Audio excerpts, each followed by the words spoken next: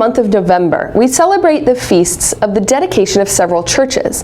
One of these is on November 9th, when we celebrate the dedication of the Church of St. John Lateran. Now, don't get confused and think that John Lateran is some dude. He's not. Well, he may be, but he's not a canonized saint by the Catholic Church. St. John Lateran refers to the fact that the Church honors St. John the Baptist and St. John the Evangelist, and it's built on land given by the Lateran family. Thus we have St. John Lateran. So why do we celebrate the dedication of this church? Well, for a few reasons.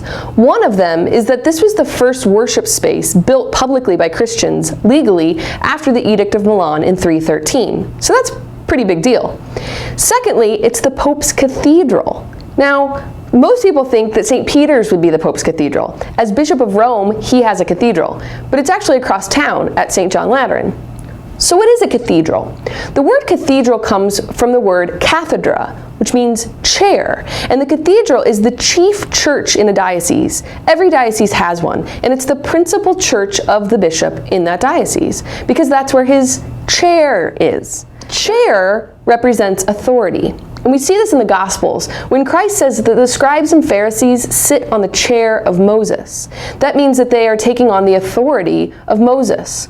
And so the chair of the bishop represents his authority. Where did he get this authority?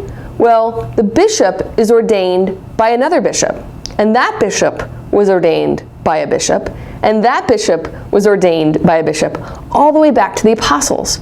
With the laying on of hands and the gift of the Holy Spirit, the bishops receive authority, and they can trace that authority all the way back to Jesus Christ. And we see this in 2 Timothy, when Paul speaks of laying on of hands and giving authority to Timothy. And so that chair in the cathedral is not just a piece of furniture. It's a symbol of apostolic succession. It's a symbol of the leadership and the authority of the apostles that still rests in our Catholic Church today. Celebrate the great feasts, like the Feast of St. John Lateran, because it's a symbol of something much greater. And that's just a little theology in 3 minutes. Hey friends, exciting news for you. My very first book is available from Ave Maria Press. It's called Opening the Holy Door, and it's scriptural reflections on the virtue of hope. It's the perfect way to celebrate this Jubilee year, as together we are pilgrims of hope.